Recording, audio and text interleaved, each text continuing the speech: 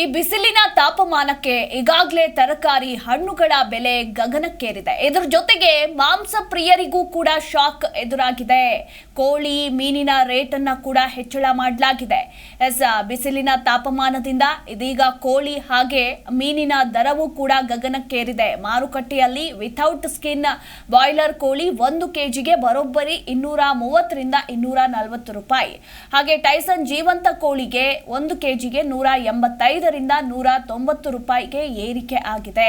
ಪ್ರತಿ ವಾರ ಮಾಂಸದ ಬೆಲೆಯಲ್ಲಿ 5 ರಿಂದ 6 ರೂಪಾಯಿ ಏರಿಕೆ ಆಗುವ ಸಾಧ್ಯತೆ ಕೂಡ ಇರುತ್ತೆ ಅನ್ನೋ ಮಾಹಿತಿ ಲಭ್ಯವಾಗಿರುವಂತದ್ದು. ಈಗಾಗಲೇ ಒಂದು ಕಡೆ ಬರಗಾಲ, ಮತ್ತೊಂದು ಕಡೆ ನೀರಿಗಾಗಿ ಹಾಹಾಕಾರ. ಇದರ ಜೊತೆಗೆ ಬೆಲೆ ಏರಿಕೆಯಿಂದ ಜನರು ತತ್ತರಿಸಿ ಹೋಗ್ತಾ ಇದ್ದಾರೆ ಅಂತಾನೆ ಹೇಳಬಹುದು. ಈಗ ಮಾಂಸ ಪ್ರಿಯರಿಗೂ ಕೂಡ ಶಾಕ್ ಎದುರಾಯಿತು. ಕೋಳಿ ಹಾಗೆ ಮೀನಿನ ರೇಟ್ ಅನ್ನ ಕೂಡ ಹೆಚ್ಚಳ ಮಾಡಲಾಗಿದೆ. ಇದೇ ರೀತಿ ಪ್ರತಿ ವಾರ 5 ರಿಂದ 6 ರೂಪಾಯಿ ಏರಿಕೆ ಆಗುವ ಸಾಧ್ಯತೆ ಕೂಡ ಇದೆ ಅಂತ ಹೇಳಲಾಗಿರುವಂತದ್ದು.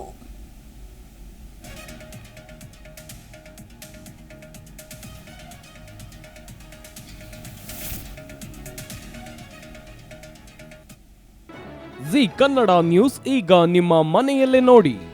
ಎಲ್ಲ ಕೇಬಲ್ಗಳಲ್ಲಿ ಈಗ ಲಭ್ಯ.